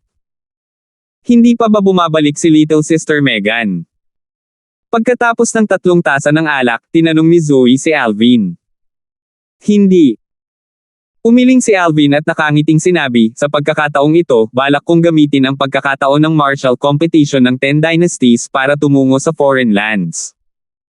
Sa oras na iyon, hahanapin ko si Little Megan. Tumanggo si Zoe. Ang mga salita ni Alvin ay walang alinlangan na puno ng kumpiyansa sa kanyang sarili, kumpiyansa na siya ay magiging tanyag sa martial competition ng 10 dynasties at sumali sa isang kapangyarihan ng mga dayuhang lupain. Sa oras na iyon, ikaw at ako ay makakasama. Tumawa si Sandro. Pagkatapos nilang 3 linisin ang masarap na alak at delicacy, tumingin si Alvin sa alak bago ang baywang ni Sandro, at tumaas ang kanyang mga kilay. Kuya Zhang, itong wine gourd ang iyong kasalukuyang sandata. Plano mong gamitin ito laban sa iyong mga kaaway sa panahon ng Dynasty Martial Competition at ng Martial Competition ng 10 Dynasties. Nakangiting sabi ni Sandro, Brother Alvin, mukhang ipinakilala ko na ito sa iyo sa lahat ng mga taon na ang nakalipas, di ba? Huwag mong maliitin ito. Isa itong grade 5 spirit weapon. Alam ko. Tumanggo si Alvin. Noong oras na iyon, sinabi ni Kuya Zhang na itong wine gourd mo ay kayang humawak ng 10,000 pounds ng alak. Ngunit ang grupo ng mga batang henyo sa Dynasty Martial Competition ay tiyak na nagtataglay din ng grade 5 spirit weapons. Kahit na grade 4 spirit weapon ito, natatakot ako na maraming kabataang henyo ang magkaroon ng mga ito. Alam ko. Tumanggo si Sandro, at pagkatapos ay bumantong hininga siya, binigyan ako ng aming Zhang clan ng grade 4 spirit weapon hindi pa nagtagal. Ngunit nasanay na akong gumamit ng wine gourd na ito, kaya hindi talaga ako sanay sa ibang grade 4 spirit weapons. Nang matapos siyang magsalita, iniunat ni Sandro ang kanyang kamay upang kuskusin ang alak bago ang kanyang baywang, at para bang hinahaplos niya ang kanyang pangalawang kasintahan. Makikita mula rito ang katayuan ng wine gourd sa puso ni Sandro. Kuya Zhang, hindi mo ba naisip na hilingin sa grade 4 na weapons craftsman na tulungan kang itaas ang grade nitong wine gourd? Nakangiti si Alvin habang nagtatanong. Siyempre, at nabanggit ko pa nga ito sa tatay ko. Ngunit sa kasamaang palad, ang grade 4 na weapons craftsman na kakilala ng ating Zhang clan ay bihasa lamang sa pagpino ng sword o saber type grade 4 spirit weapons, at hindi siya kumpiyansa na kayang pinuhin ang espesyal na grade 4 spirit weapons tulad nitong wine gourd. Bahagyang naawa si Sandro. Kuya Zhang, humanap ka ng ilang materyales, at pagkatapos ay ibigay mo sa akin ang mga materyales na iyon at itong wine gourd. Sa loob ng ilang araw, ibabalik ko sa iyo ang isang ganap na bagong wine gourd. Paano na? Sabi ni Alvin kay Sandro habang patuloy na may ngiti sa kanyang mukha. Natigilan si Sandro nang marinig niya si Alvin, at bahagyang nagulat na sinabi, Brother Alvin, kilala mo ba ang grade 4 na weapons craftsman? Biglang naramdaman ni Sandro na ang binata na nakadamit ng violet sa kanyang harapan ay talagang lalong misteryoso. 641. Kanina, nang makita niya si Alvin na nagsagawa ng isang kakayahan na mahirap unawain ng sarili niyang mga mata, si Sandro ay labis na nabigla. Ngayon, ang mga salita ni Alvin ay tila kilala niya ang isang grade 4 na weapons craftsman, at naging sanhi ito ng pagkagulat ni Sandro. Bigla niyang naramdaman na ang munting lalaki na kailangan niyang alagaan ilang taon na ang nakalipas ay talagang lumaki na sa isang lalaki. Siguro, hindi magtatagal ay malalampasan na niya ako. Teka. Baka nalampasan na niya ako ngayon. Napabuntong hininga si Sandro sa sarili. Sa edad, siya ay halos 10 taon na mas matanda kay Alvin, ngunit ang kanyang likas na talento at kakayahan ay isang bagay na pakiramdam niya ay mas mababa kaysa kay Alvin. Walang binanggit na iba, ang kakayahan lamang ni Alvin na makitungo sa kanyang pangalawang kapatid ay isang bagay na hindi niya matukoy kung ano talaga ang nangyayari mula simula hanggang wakas. Kung hindi lang niya napansin ang katatagan na taglay ni Alvin noon at napagtanto niya na ito ay isang kakayahan na naisakatuparan ni Alvin, kung hindi, siya ay talagang magiging katulad ng nakapaligid na pulutong ng mga manunood at isipin na si Roland mismo ay nabaliw. Grade 4 Weapons Craftsman. Hindi napigilan ni Alvin ang mapangiti nang marinig niya si Sandro. Hindi na siya grade 4 na weapons craftsman ngayon, dahil ang kanyang cultivation ay umabot na sa void initiation stage ngayon, at nakakondense na siya ng grade 3 weapon flame. Hanggat mayroon siyang sapat na mga materyales, ganap niyang kayang pinuhin ang isang grade 3 spirit weapon. Ngunit hindi niya ito ibinunyag sa ngayon. Uri ng. Bahagyang hindi maintindihan ni Sandro kung ano ang ibig sabihin ni Alvin. Ngunit, nakita niya ang malakas na kumpiyansa na nasa mga mata ni Alvin ngayon, at parang tiwala si Alvin sa pagbabalik ng isang ganap na bagong grade 4 spirit weapon wine gourd sa kanya. For a time, naging mabilis ang paghinga niya. Kuya Alvin, anong materyales ang kailangan mo? Hahanapin ko kaagad. Si Sandro ay bahagyang naiinip. Gusto niyang isulong ang wine gourd na dala niya sa kanyang tabi sa hanay ng grade 4 spirit weapon kahit sa kanyang panaginip, at ngayong nakakita na siya ng pag-asa, natural na hindi niya ito hahayaang makawala. Bahagyang ngumiti si Alvin, at sa pagtaas ng kanyang kamay, binawi niya ang isang papel at brush mula sa kanyang spatial ring.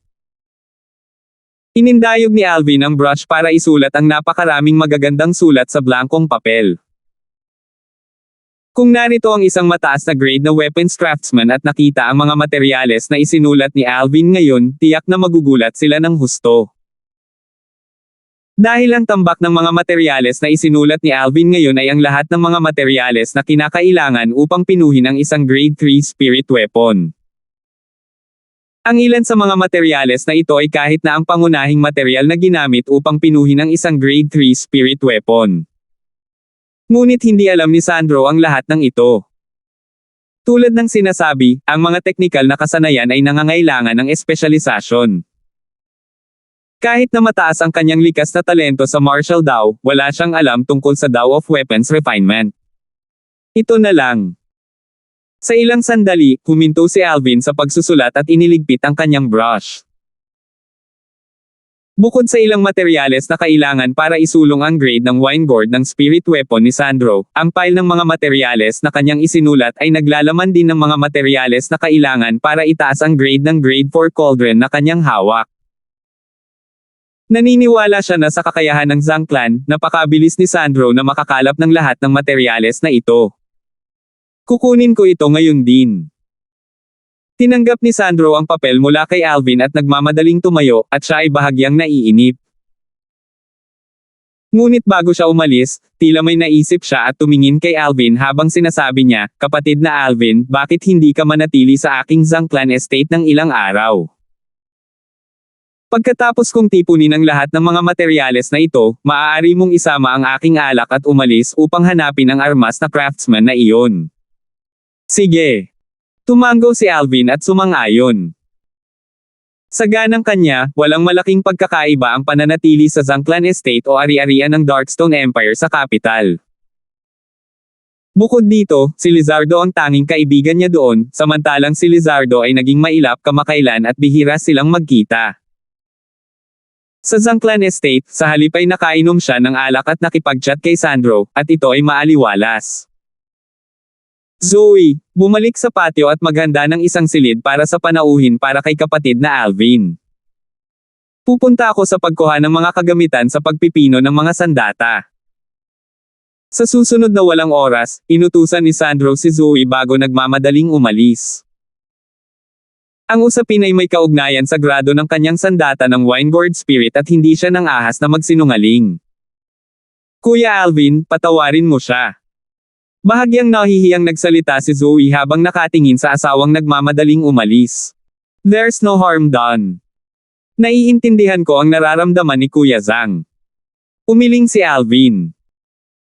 Kasunod nito, bumalik si Alvin sa patio kung saan tinutuluyan nina Zoe at Sandro sa ilalim ng pamumuno ni Zoe. Napakaluwang ng patio, at maraming walang laman na silid. Tinawag ni Zoe ang dalawang tagapaglingkod na babae upang ayusin ang isang silid para kay Alvin bago payagan si Alvin na maglagay dito. "Huwag mag-atubiling magtanong kung may kailangan ka." Pagkatapos pumasok ni Alvin, bahagyang ngumiti si Zoe. "Sige." Sagot ni Alvin. "Pasensya na sa abala sa iyo, hipag." "Hindi naman problema." Umiling si Zoe bago lumabas ng silid. "Kuya Alvin, magpahinga ka muna, aalis muna ako." Nang umalis si Zoe, isinara niya ang pinto sa kanyang paglabas.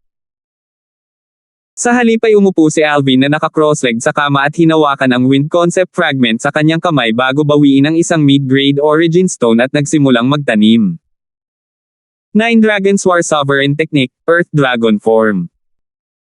Ang buong isip at katawan ni Alvin ay nalubog sa kanyang cultivation, at nakalimutan na niya ang oras. Matapos ganap na ubusin ang isang mid-grade origin stone, umatras ng isa pa si Alvin at nagpatuloy sa paglilinang.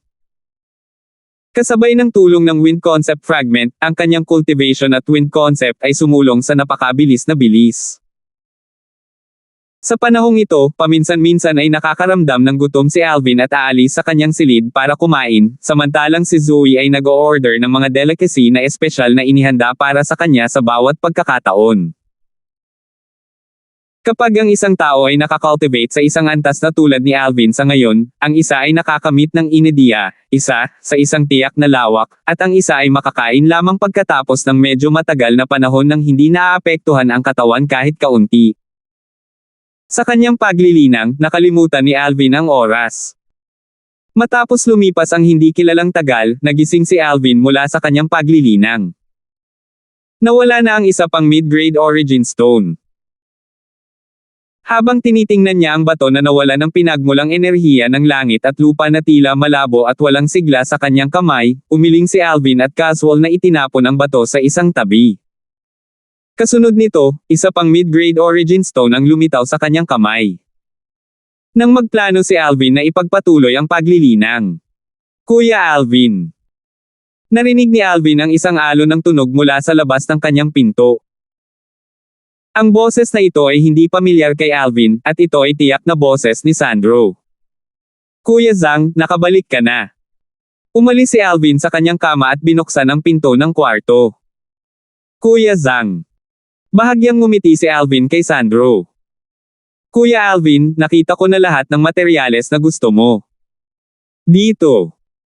Sa pagtaas ng kanyang kamay, si Sandro ay dumaan sa isang spatial ring na tinanggal na ang pagmamay-ari nito. Napakabilis. Bahagyang nagulat si Alvin. Isang buwan na, mabilis pa rin ba ito? Hindi pumayag si Sandro nang marinig niya si Alvin. Pagkatapos ng lahat, sa mga buwang ito, bukod sa paggamit ng mga relasyon ng Zhang clan upang mahanap ang tumpok ng mga materyales, siya mismo ay naglibot upang hanapin ang mga materyales na ito. Ito rin ang naging dahilan upang hindi na siya bumalik sa buwang ito. Ngunit hindi alam ni Alvin ang lahat ng ito. Isang buwan na ba?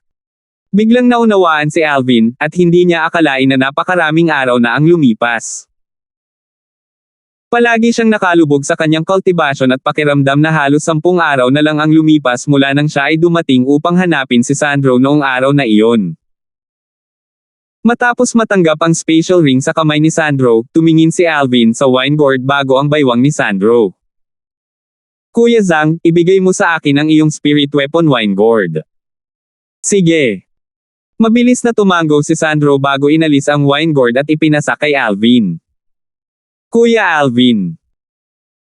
Samantala, nag-alinlangan sandali si Sandro bago sinabing, sa proseso ng paghahanap sa mga materyales na ito, narinig ko ang isang grade 5 na weapons craftsman na nagsabi na sa mga materyales na iyon, mayroong isang bahagi na napakataas na grade at kahit grade 4 na mga spirit weapon ay hindi magagamit ang mga ito. Ano? Kuya Zhang, nag-aalala ka bang dayin kita sa mga materyales mo? Tumawa si Alvin. Siyempre hindi. Nagmamadaling umiling si Sandro. I didn't mean it in that way. I was just curious. After all, grade 5 weapons craftsman lang ang taong iyon, and in terms of experience, natural na hindi niya kayang ikumpara sa grade 4 na weapons craftsman na kilala mo. Nang matapos siyang magsalita, ang tono ni Sandro ay naglalaman ng bahagyang pambobola. Pagkatapos ng lahat, kailangan pa niyang umasa sa grade 4 na weapons craftsman na iyon para tulungan siyang isulong ang grado ng kanyang spirit weapon wine gourd. Haha! Kuya Zhang, actually, tama ang grade 5 na weapons craftsman na iyon. Tumawa si Alvin. Ha! Natigilan si Sandro. Ngunit, may isang bagay na nagkamali ka. Hiniling ko ang mga materyales na ito mula sa iyo hindi para hilingin sa taong iyon na tulungan kang isulong ang iyong spirit weapon wine gourd sa hanay ng grade 4 spirit weapon. Matapos pigilan ni Alvin ang ngiti sa kanyang mukha, dahan-dahan siyang nagsalita. Hindi sumusulong sa hanay ng isang grade 4 na spirit weapon. Ang mga salita ni Alvin ay naging dahilan upang si Sandro ay hindi makapag-react sa kahulugan sa likod nito sa loob ng ilang panahon. Sa pagkakataong ito, hindi tumugon si Alvin kay Sandro at sa halip ay bahagyang ngumiti habang nakatingin sa huli habang hinihintay ang reaksyon ni Sandro. Sa di nagtagal, nakabawi si Sandro mula sa kanyang pagkabigla. Kuya Alvin. Ikaw. Ang weapons craftsman na makikita mo ay hindi magiging grade 3 weapons craftsman, di ba? Naging mabilis ang paghinga ni Sandro, at nakahinga pa siya ng malalim nang magsalita ito. Eksakto. Tumango si Alvin. Ang weapons craftsman na makikita ko ay talagang isang grade 3 na weapons craftsman. Kuya Zhang, kapag nakita mo itong spirit weapon wine gourd mo na susunod, ito ay magkakaroon ng napakalaking pagbabago. Habang nagsasalita si Alvin, inalog-alog niya ang wine gourd sa kanyang kamay. Napakalaking pagbabago. Si Sandro ay nasa sabik hanggang sa puntong ang kanyang dibdib ay tumaas at bumagsak ng tuloy-tuloy at hindi nakakalma ng mahabang panahon. Alam niya kung ano ang ibig sabihin ni Alvin dito. Magkakaroon ako ng grade 3 spirit weapon. Sa sandaling ito, naramdaman pa ni Sandro na siya ay nananaginip. Ngunit agad niyang napagtanto na ang lahat ng ito ay hindi isang panaginip, at ito ay ganap na totoo. Kuya Zhang, aalis muna ako. Hahanapin ulit kita pagkalipas ng isang buwan. Sa oras na iyon, ibabalik ko rin ang iyong alak para sa iyo. Sa pagtaas ng kanyang kamay, iniligpit ni Alvin ang wine gourd ni Sandro, at pagkatapos ay nagpaalam siya kay Sandro bago lumabas ng silid na may malalaking hakbang. Si Sandro, na nakabawi mula sa kanyang pagkabigla, ay personal na nagpadala kay Alvin na umalis sa kanyang sariling patio at umalis sa Zhang Clan Estate.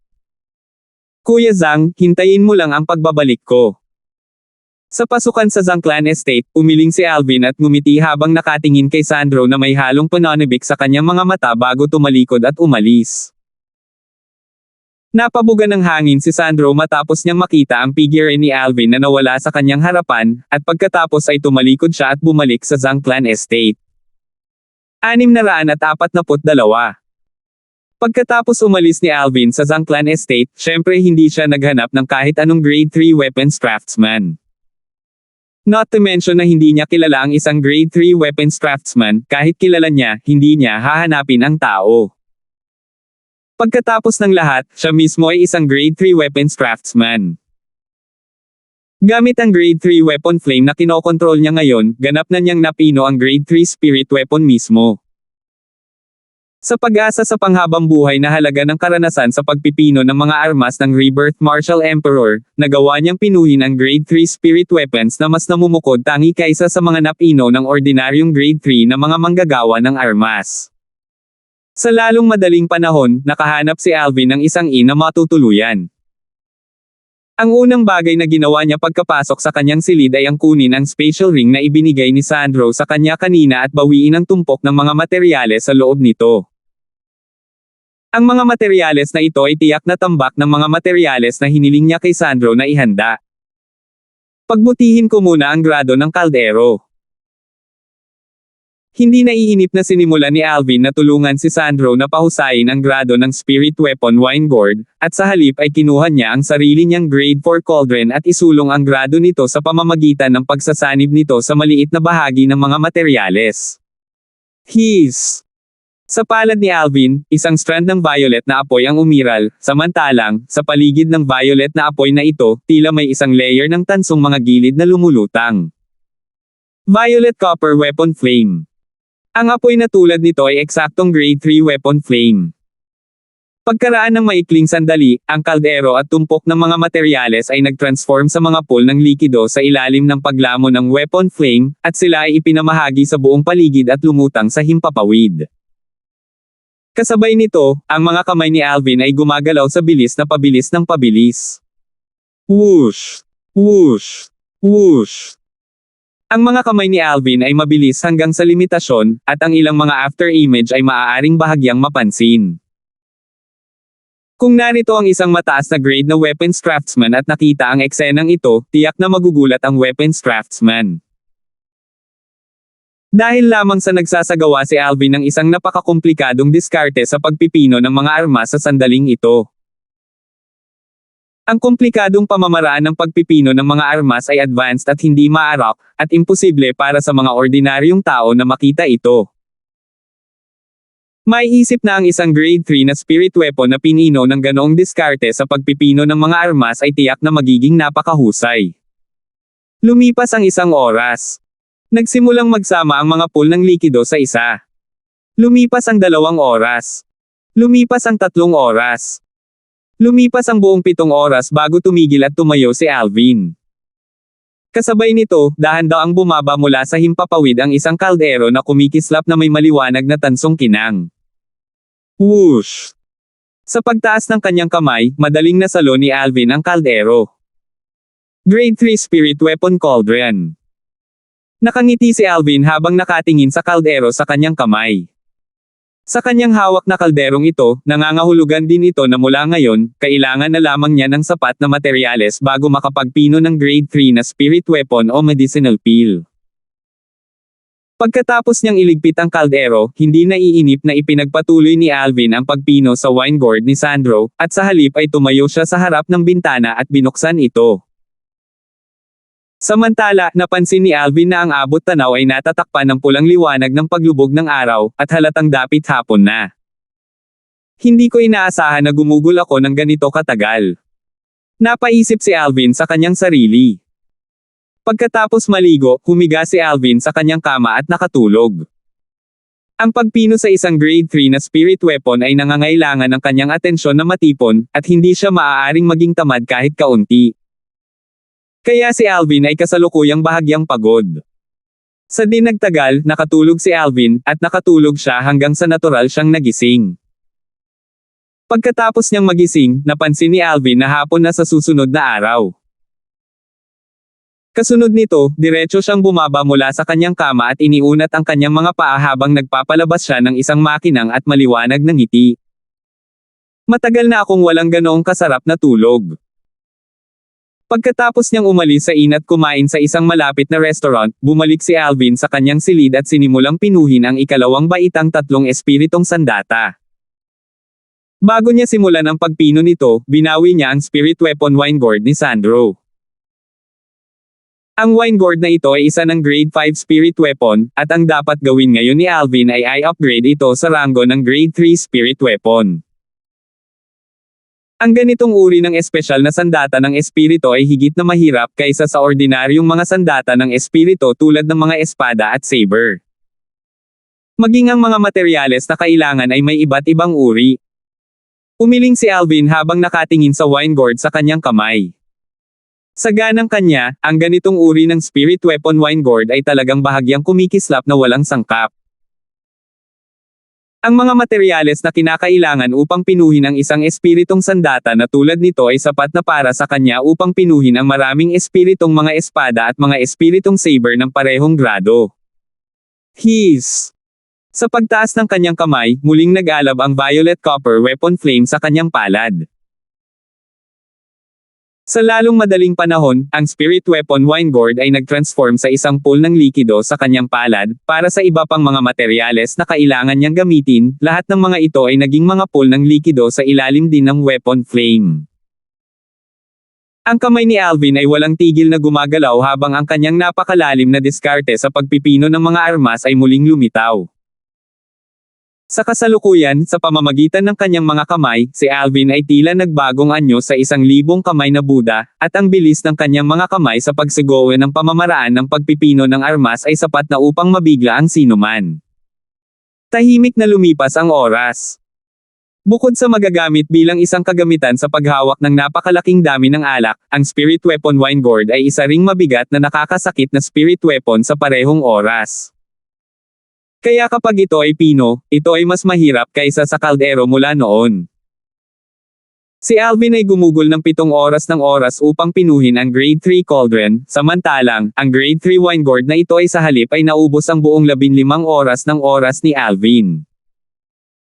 Nang huminto si Alvin at tumayo at matagumpay na napino ang spirit weapon wine gourd, madaling araw na kinabukasan. Samantala, naramdaman ni Alvin ang isang alon ng antok na sumalakay sa kanya. Hindi niya namalayang nahulog siya sa kama at nakatulog. Nang muli siyang magising, muling naging abala si Alvin habang ginagamit niya ang natitirang mga materyales para i-upgrade ang Violet Myrtle Flexible Sword na nasa kanya upang maging isang grade 3 spirit weapon. Kahit na mayroon akong quasi-royal grade spirit weapon na kayang magbigay ng buong 100% amplification ng lakas at grade 1 spirit sword na kayang magbigay at amplification ng 70%. Ngunit ang mga spirit weapon na iyon ay hindi magagamit sa Dynasty Martial Competition at Martial Competition ng 10 Dynasties. Gaya nga ng kasabihan, ang yaman ng isang tao ay ang kanyang sariling pagkasira. Natitiyak ni Alvin na kung malantad ang quasi-royal grade spirit weapon at grade 1 spirit weapon na hawak niya, tiyak na magdurusa siya sa pagtugis ng maraming eksperto ng Dark Cloud Dynasty at ng iba't ibang dynasties. Ang isang quasi-royal grade spirit weapon at grade 1 spirit weapon ay masyadong mahalaga, at sa isang tiyak na lawak, ito ay sapat na upang magdala ng kalamidad sa kanya. Kaya agad niyang hinihiling ang isang spirit weapon na magagamit niya, at ang grade 3 spirit sword ay walang alinlangan ang pinakamahusay na pagpipilian. Bagamat ang isang grade 3 spirit sword ay sapat na upang pukawin ang mapag-imbot na intensyon ng iba, ngunit hindi ito hanggang sa gawin ang mga taong iyon na kumilos ng walang ingat ng walang kinatatakutan.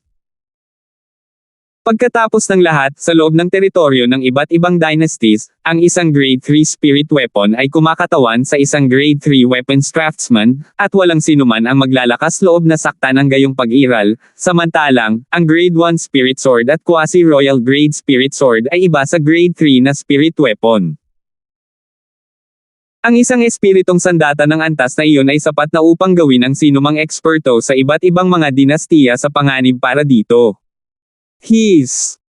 Ang grade 3 weapon flame, violet copper weapon flame, ay muling umiral sa kamay ni Alvin.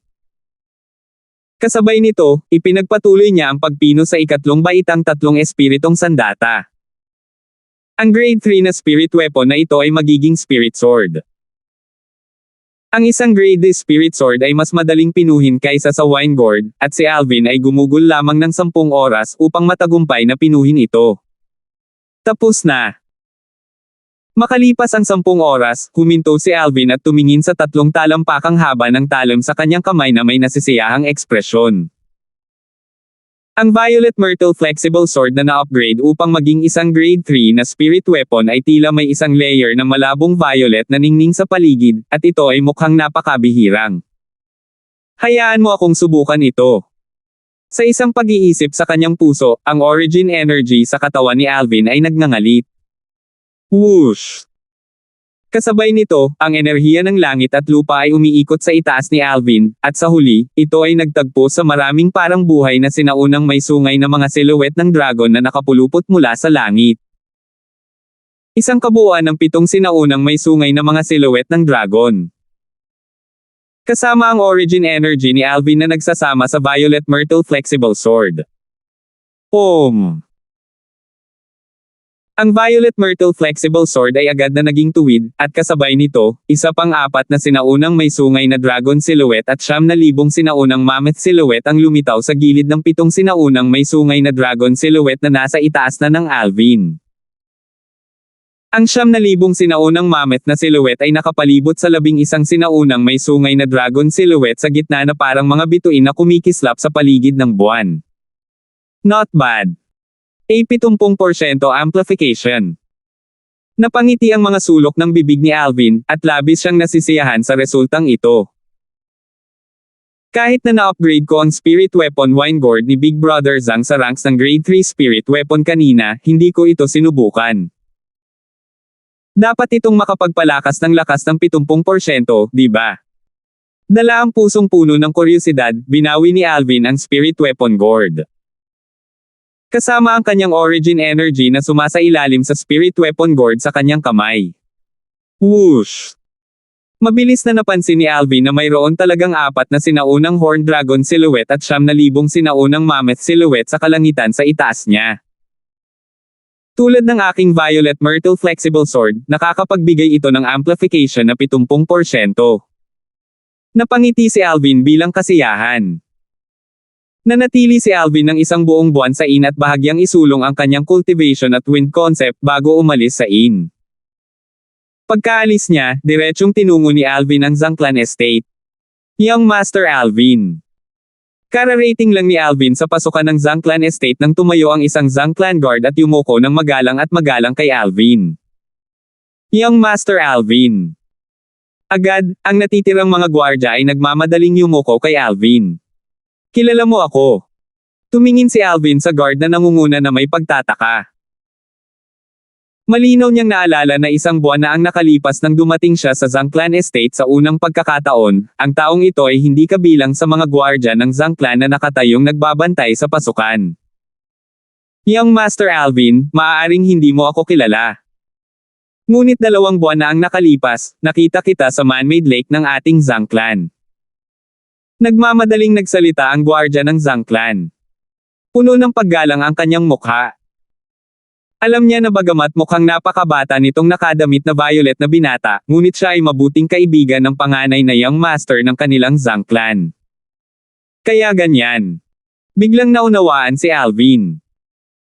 2 buwan na ang nakalilipas sa man-made lake ng Zangclan Estate dahil ginamit niya ang soul skill, Thousand Illusion, para paglaruan si Roland. Talagang naakit niya ang maraming miyembro ng Zangclan na manood. Sa oras na iyon, hindi niya pinapansin ang mga taong nanunood. Malinaw, ang bantay ng Zangclan na ito ay nanunood ng palabas mula sa gitna ng karamihan. Young Master Alvin, mangyaring sundan ako. Sa pangunguna ng gwardya ng Zangclan, muling pumasok si Alvin sa Zangclan Estate at dumating sa courtyard kung saan nakatira sina Sandro at Zoe. Young Master Alvin, aalis muna ako. Ang gwardya ng Zangclan ay nagpaalam kay Alvin ng may paggalang bago tumalikod at umalis. Salamat sa gulo. Tumango si Alvin at saka naglakad papunta sa looban. Ang looban ay malawak na bukas, at ang pinto nito ay hindi nakasara. Salamat po at sinamahan ninyo ako. Ingat lagi mga master.